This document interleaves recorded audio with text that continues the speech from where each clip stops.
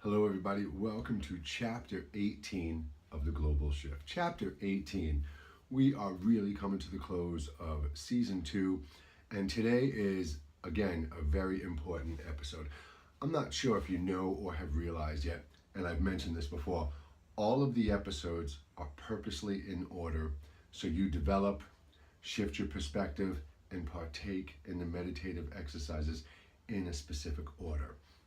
Now, today, we're going to be talking about losing the ego, the loss of ego, getting rid of more of this self-created reality that we have put over our higher self and consciousness that guides us.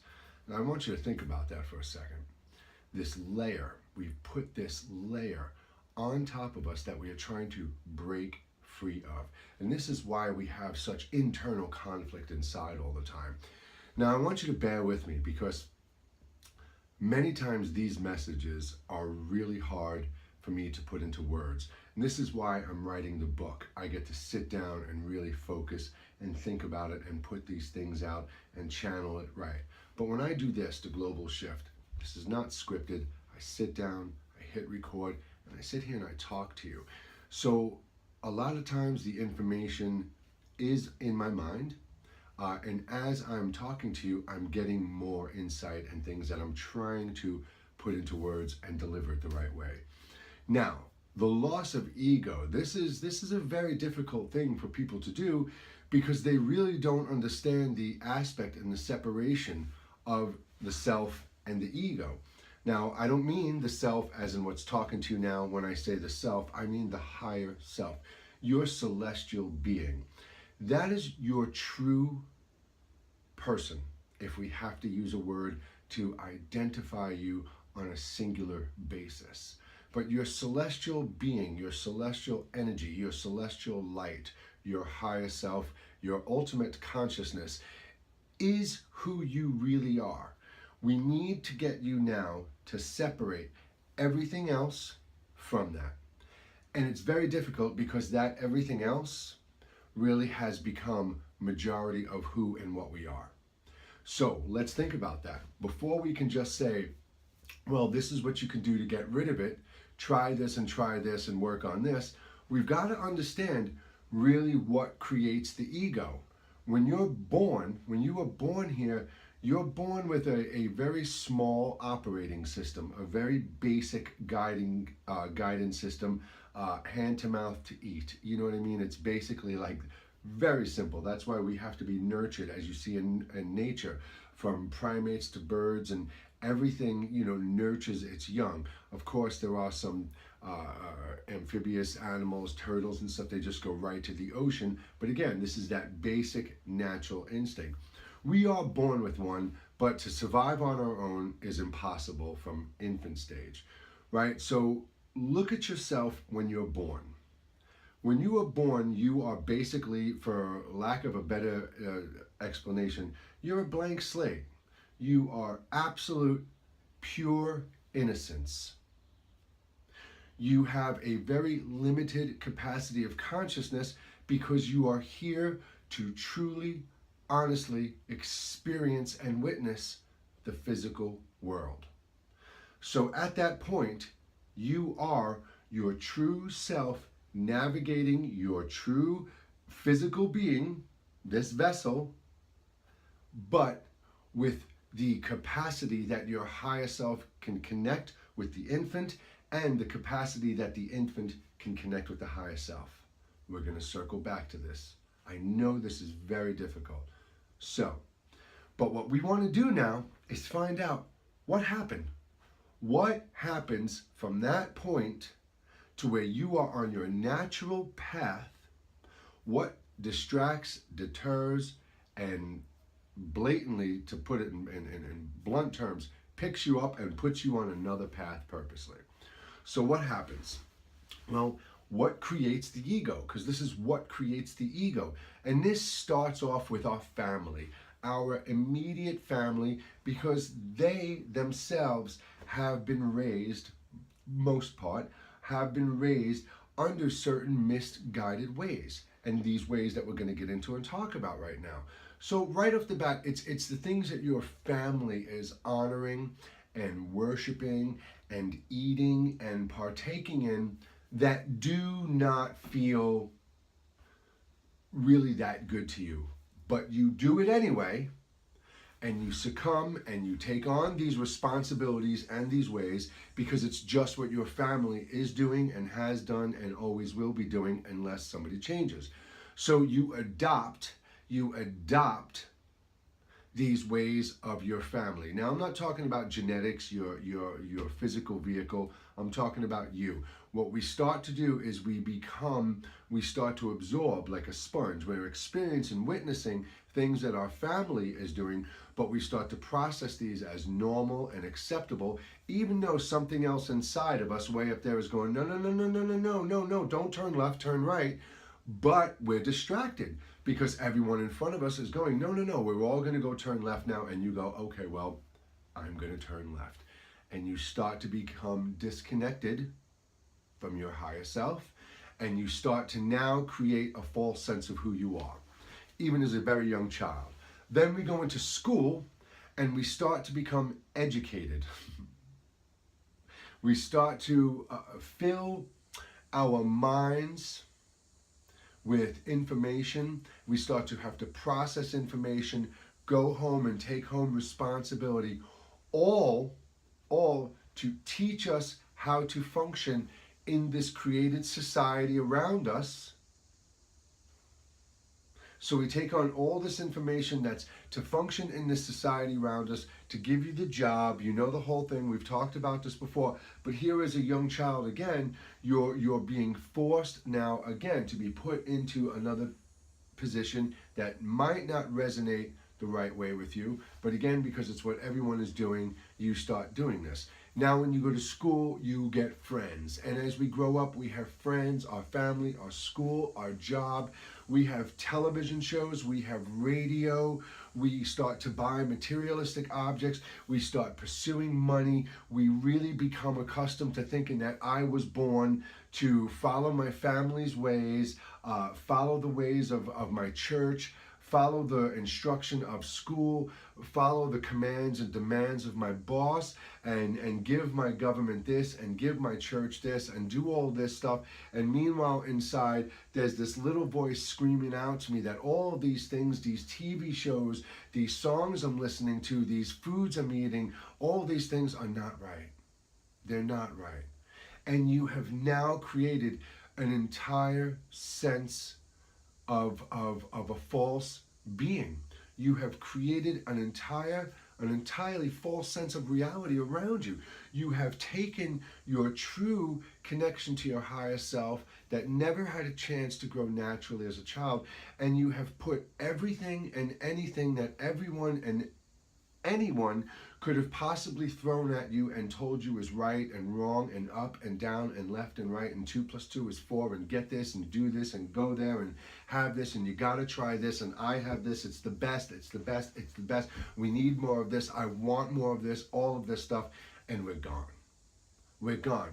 We start to really become and believe that we are this flesh and blood bone that we see in the mirror that's talking to you. I have friends, they believe, well, it is what it is. This is my life. I get up, I go to work, I come home, I feel like crap. And they just think that this is it. This is the hand that God or the universe gave them. Or even if they're an atheist and they have no belief, they just believe that this is it and there's nothing else they can do about it.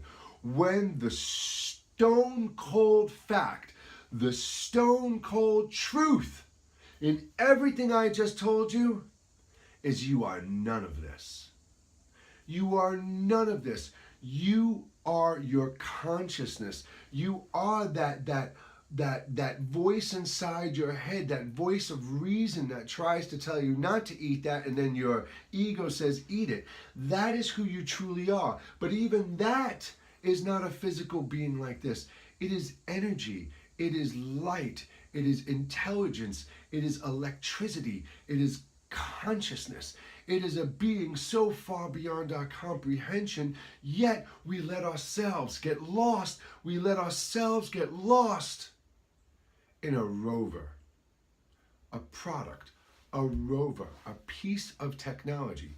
We right now on Mars, and I've mentioned this in past episodes, we right now on Mars have a rover that goes, it sees, it hears, it senses, it tests the soil, it does all these things. It's there exploring this new environment, and it's sending and streaming all of this information back home, back here to somebody who is operating this. And this is what your body is. Your body is a machine. It is a tool. It is a vessel. It is an organic machine that was made by two people. You have a soul that comes down, soul, the letter S, sentient, aware. Aware. The word sentient means a sentient being is something that is aware. Consciousness, something that has consciousness. Okay? O, the word soul has S-O. O, organism. Your sentient being is inhabiting an organism that was made from everything else in its natural environment. Now, what guides you? I mentioned something guides us. We have a natural gift. That is the ability to utilize, the letter U, our logic. You are a sentient organism utilizing logic. You are a machine, a rover. You are nothing else that you think you are. Your body is just a vessel. I want you to think of a video game right now. Let's just, for shits and giggles, talk about a video game.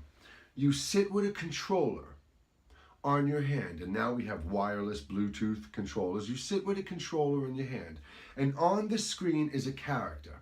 Now, you can either play video games where you can see the full body of the character running around, or they have the first-person view where it's your hands and stuff. So let's just say first-person view. Here you are playing a video game.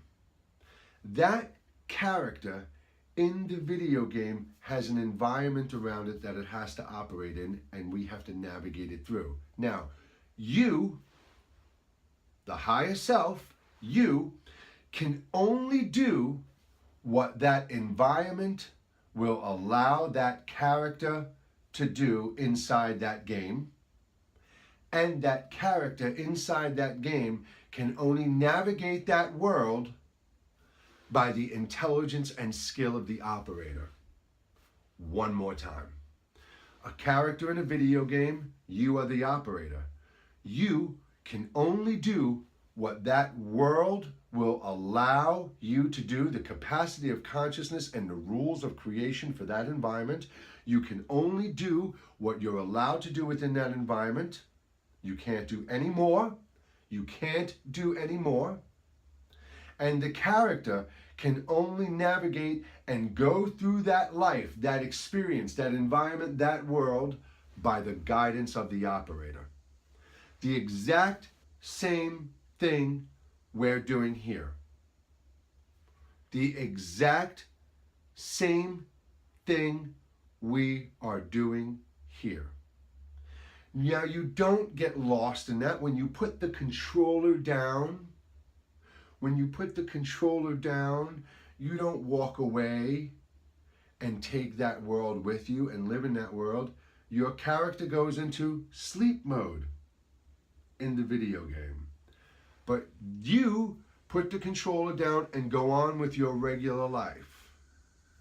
So, we are here. We are here in an organic vehicle that our parents created based on the materials of the environment around us.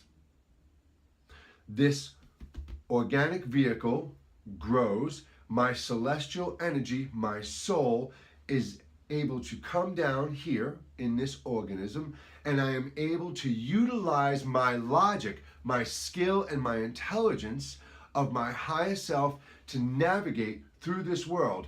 But me, this physical being, can only do it as good as my higher self can connect with me, and my higher self is only allowed to change and modify and help me and assist me within the rules of the created world.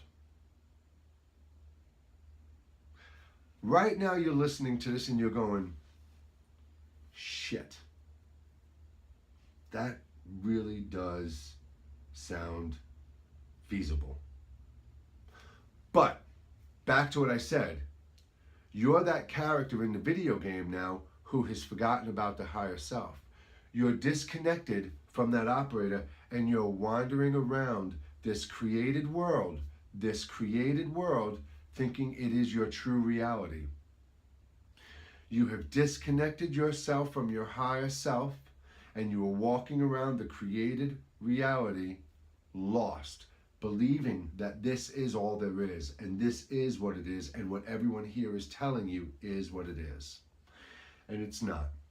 We've become lost in our food, in our clothing, in our TV shows, in our church, in our homes, in our families, in our jobs. We are absolutely so lost. We are divided and all this. And this is all the ego. The arguments, the racism, the war, it's all feeding into this a false sense of reality, this false created self, this illusion. And meanwhile, most of you, you're seeing the signs that we've spoken about, you're hearing the signs, and that's your higher self trying to connect with you, trying to wake you up. This is what I'm trying to do here. So what do we do? What's the fix? What's the fix?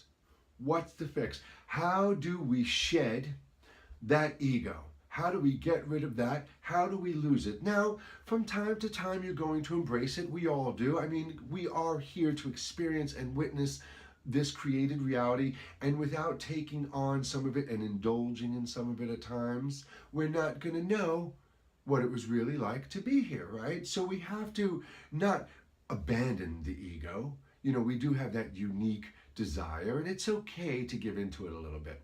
But to strip the negative aspects of ego, to let your higher self guide you here and indulge in those things that we would portray as ego, and it's just the higher self doing its true programmed course or living out its predetermined planned plot before it came here. It's back on track. So how do we get you back on track? Well, I just gave you every single answer before. You have to understand that now I'm talking to you who's looking at this and basing everything on that physical body. You're nothing. You're nothing. This person talking to you, this vessel, this clothed, this green and purple dressed being person talking to you is nothing. I am nothing. I am nothing. This is a shell. This is a shell. So why am I going to let my shell dictate and interpret my logic, my higher self, my soul? So you have to start looking at yourself as that computer, as a robot, as a product of creation. Now, I know this is going to be hard for some people, but think of what I'm saying. You separate yourself now. When you're in a room full of people, try this. When you're in a room full of people, friends, family, co-workers, and you're out at lunch or you're in a dinner engagement or a business, a work dinner and stuff, and you're sitting there laughing and enjoying the conversation, when my conversation clicks into your head at some point, when you go, oh yeah, that's so funny, because right now would be a great time to do what Jay was talking about, do what I'm going to tell you. And what that is stop talking so much and just kind of separate yourself, sit back a little bit, and just for a few minutes observe. Observe what's going on around you. Observe with no judgment. Just witness and experience everything around you, but use kindness and compassion in the way you are interpreting what you are hearing and seeing. Because this is not your path you're witnessing and experiencing. This is the path of others. So judgment is a great thing. Should I cross the road? There's 100 cars coming. No, we need that judgment and that sense of logic. Cruel judgment, harsh judgment, we need to abandon. But sit back and start to observe more. Observe people's facial reactions, the way they move their bodies. Sit outside your house on your front steps or in a park and think of what I said. I'm not my body. This is just a vehicle that my higher self can operate and feel. My heart and my organs are all sensors sensors. My senses are all sensors and sensors to alert me and navigate me like watching a video game. You have your health monitor, your ammunition, your environment. You know everything that's going around you so the operator can navigate better. That's exactly what all these auras and chakras and all these things are. They are your senses and sensors so your higher self knows how to connect with the physical being better and operate you here. Sit in a park, sit somewhere and close your eyes and just disconnect yourself. Realize it's just a machine. I am truly just this thinking thing inside the machine. And that thinking thing isn't even really inside the machine, it is somewhere else. And just sit there and start to listen to the sounds around you. Listen to all the sounds that start to come in awareness to you, that you start to hear. Disconnect yourself with what you are currently embracing. Distance yourself from all of those things I said. Social media, friends and family that make you feel inferior, make you have fear, make you belittle you and demean you, talk down to you, try and put a negative spin on the positive things you're trying to do in your life. Distance yourself from them. Start looking around your house. This is a great one. Sit in every room. Do this in every room in your house. Stand in your living room. Close your eyes and think again. This is just a machine. This is just a rover, a highly advanced computer that can see, hear, smell, taste, and touch. It can feel pain, all of these amazing abilities, this machine, an organism, this organism that is created by light, photons of light that this table and plant and the sky and everything is created of, the same exact thing. It is just a holographic image, just a projection, a created reality, a video game, a movie, an act, a play. You can't let your higher self get lost in it, but you are here to enjoy and indulge in certain aspects, as I've mentioned, and find that fine line. But the exercise is closing your eyes and detaching yourself, observing without judgment, harsh judgment, and with using kindness and compassion as your judgment, and silent observation and awareness of what's going on. Listen to conversations with no judgment and nothing. Be that silence inside and just watch. Like you are a robot. Pretend. Go back to that little ability you had so strong as a child, your natural self. Imagination. We had such a strong imagination to guide us and help us create and manifest around us and see the world in such a pure, natural way, and we've lost that ability. We have to get back to it by understanding your vessel is a machine, it's a technology, a product of the environment so your higher self can inhabit it and experience and witness this world, and it is nothing more. Our bodies are nothing. What we invest in them, the clothing and all these things we're doing to them and all these crazy things we take into our mind, they're just feeding that false sense that was created by an accident. Your family didn't mean to do it, your friends don't mean to do it, your teachers didn't mean to do it. It's just the way it's been, and it doesn't change until we change it, and it doesn't change until you change it. The world around you is not going to change. You're going to change in the world around you. Everyone, I'm Jay. I will see you next week for chapter 19, which is the daily discipline, how we go through our day and accept our path here. And then we get to chapter 20, the big question, what is it all for? And I literally mean, what do we go through, endure, and see all the things that we do for? What is the purpose of our higher self, and what is the ultimate end to our journey? With light, love, kindness, and compassion, I ask you to reach out to all of those around you, all of your brothers and sisters, all of them. We all need each other, and we all need to know that we are not alone. And I ask you to reach out to all of them with kindness and compassion, and together we reach up and reconnect with our higher selves as we reshape and repair and realign the human perspective. Take care, everybody. I'll see you next week.